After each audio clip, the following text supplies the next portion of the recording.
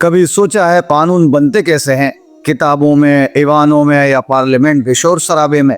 نہیں، اصل قانون وہاں بنتا ہے جہاں عوام کی آہ سنائی دیتی ہے، جہاں لوگوں کی ضروریات اور درد بولتا ہے۔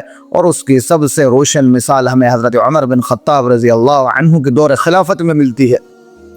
حضرت عمر فاروق اسلام کی وہ شخصیت ہیں جنہیں دنیا عدل و انصاف کی علامت کے طور پر جانتی ہے۔ آپ کی خلافت تقریباً 10 سال جاری رہی، اور ان 10 سالوں میں آپ نے ایسے قوانین وضع کیے جن کی بنیاد عوام کی ضرورت، ان کی مشکلات اور ان کے حقوق فطری طور پر تھی۔ آپ کی شخصیت سخت مزاج بھی تھے اور نرم دل بھی۔ سختی وہاں جہاں اللہ کا حق پامال، اور نرمی وہاں جہاں انسان کی مجبوری یا درد نظر آ جائے۔ یہی تو توازن ہے، دراصل ایمان کی روح ہے۔ پہلا واقعہ، ایک صحابی اور ماں جیسا درد۔ مدینہ میں دسترخوان لگا ہوا ہے، امیر المومنین خود کھانے تقسیم کر رہے ہیں۔ اچانک آپ نے ایک شخص کو دیکھا جو بائیں ہاتھ سے کھا رہا تھا۔ آپ نے پیچھے سے پکارا، عبداللہ دائیں ہاتھ سے کھاؤ۔ وہ شخص خاموش نہ رہا، بولا، اے امیر المومنین میرا دائیں ہاتھ مصروف ہے۔ عمر رضی اللہ عنہ نے پھر کہا، دائیں ہاتھ سے کھاؤ۔ اس نے پھر جواب دیا، یہ ہاتھ مصروف ہے۔ یہ سن کر عمر کو تعجب ہوا، قریب گئے اور پوچھا، اسے کیا مصروفیت ہے؟ اس شخص نے اپنا دایاں ہاتھ دکھایا اور کہا، یہ ہاتھ غزوہ موتا میں کٹ گیا تھا، اب حرکت نہیں کرتا۔ یہ سنتے ہی عمر رضی اللہ عنہ کی آنکھوں میں آنسو آ گئے۔ اب وہی سخت مزاج عمر تھے جو اسلام سے پہلے کمزور کو بھی برداشت نہ کرتے تھے، لیکن آج ایک معذور مجاہد کے سامنے نرم دل ماں کی طرح رو رہے تھے۔ آپ نے سوال پر سوال کیے، تجھے وضو کون کراتا ہے؟ تیرا کپڑا کون دھوتا ہے؟ تیرا سر کون سنوارتا ہے؟ ہر سوال کے ساتھ آنسو بہہ نکلتے، اور پھر آپ نے حکم دیا کہ اس کے لیے خادم، سواری اور روزی کا انتظام بیت المال سے کیا جائے۔ یہاں سے ہمیں یہ سبق ملتا ہے، قانون کتابوں سے نہیں، انسان کے دکھ سے بنتا ہے۔ دوسرا واقعہ، ایک رات عمر مدینے کی گلیوں میں گشت کر رہے ہیں۔ اچانک ایک کچے مکان سے آواز آتی ہے، ایک عورت اپنے شوہر کی یاد میں اشعار پڑھ رہی ہے۔ طویل ہو گئی ہے رات، اندھیرا بڑھ گیا ہے، مجھے نیند نہیں آتی کہ میرا محبوب میرے پاس نہیں، اگر اللہ نہ ہوتا تو یہ بستر ہجر کی شدت سے ہل جاتا۔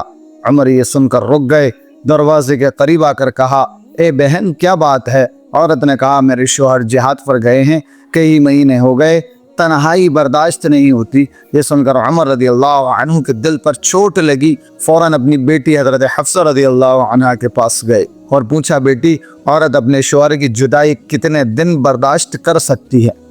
حفصہ رضی اللہ عنہ شرما گئی اور سر جھکا دیا۔ عمر نے کہا، بیٹی یہ سوال رعایا کے حق کے لیے ہے، اللہ حق کہنے میں شرم کو پسند نہیں کرتا۔ حضرت حفصہ رضی اللہ عنہ نے جواب دیا، 4، 5 یا 6 مہینے۔ اس وقت عمر رضی اللہ عنہ نے تمام فوجی کمانڈروں کو حکم بھیجا، کسی بھی فوجی کو 4 ماہ سے زیادہ گھر سے باہر نہ رکھا جائے۔ یوں عورت کے فطری حق سے ایک نیا قانون بنا۔ ایک رات گشت کے دوران عمر نے بچے کے رونے کی آواز سنی، قریب جا کر پوچھا، بچے کو کیا ہوا؟ ماں نے کہا، میں اسے دودھ چھڑوا رہی ہوں، اس لیے رو رہا ہے۔ یہ عام سی بات تھی، مگر عمر رضی اللہ عنہ نے مزید سوال کیا۔ پتہ چلا کہ وہ عورت مجبوراً اپنے بچے کو وقت سے پہلے دودھ چھڑا رہی ہے تاکہ بیت المال سے ملنے والی 100 درہم حاصل کر سکے۔ وہ رقم صرف دودھ چھڑانے کے بعد ملتی تھی۔ یہ سن کر عمر گھر گئے، لیکن نیند نہ آئی۔ بچے کی سسکیوں نے دل ہلا دیا۔ اگلی صبح فوراً حکم دیا، اب ہر بچے کو پیدائش کے وقت سے ہی 100 درہم دیے جائیں گے، نہ کہ دودھ چھڑانے کے بعد۔ یوں بچوں کے حق میں قانون بنا جو ان کے غذا اور صحت کا ضامن تھا۔ عمر کے بھائی زید حروب ارتداد میں شہید ہو گئے تھے۔ ایک دن بازار میں ان کے قاتل سے ملاقات ہوئی جو اب مسلمان ہو چکا تھا۔ عمر نے کہا، اللہ کی قسم میں تجھ سے ایسی نفرت کرتا ہوں جیسی زمین پر بیت خون سے کرتی ہے۔ اعرابی نے پوچھا، کہ اس نفرت سے میرے حقوق متاثر ہوں گے؟ اے امیر المومنین، عمر نے کہا، نہیں۔ تو اس نے بے پرواہی سے کہا، محبت کا غم تو عورتیں کرتی ہیں۔ عمر رضی اللہ عنہ غصے میں بھی تھے، مگر انصاف پر قائم رہے، نہ قید کیا نہ سزا دی، بلکہ اس کی آزادی اور رائے کا احترام کیا۔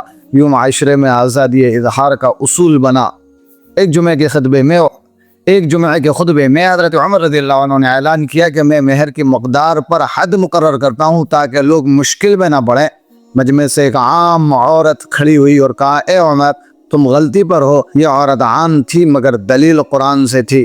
عمر نے فوراً کہا، عمر غلطی پر تھا، عورت درست ہے، اور علل اعلان قانون واپس لے لیا۔ یہ تاریخ کا وہ لمحہ ہے جہاں ایک عام عورت کے اعتراض سے بھی ریاستی قانون بدل گیا۔ ہمیں اس سے کیا نتیجہ اور کیا سبق لینا چاہیے، یہ سب واقعات ہمیں بتاتے ہیں کہ قانون ایوانوں میں نہیں بنتا، نہ محلات میں، بلکہ عوام کے دل کی دھڑکن سن کر بنتا ہے۔ معذور صحابی سے معذورین کا قانون بنا، ایک دیہاتی عورت سے فوجیوں کی چھٹی کا قانون بنا، ایک بچے کی سسکی سے بچے کے حق کا قانون بنا،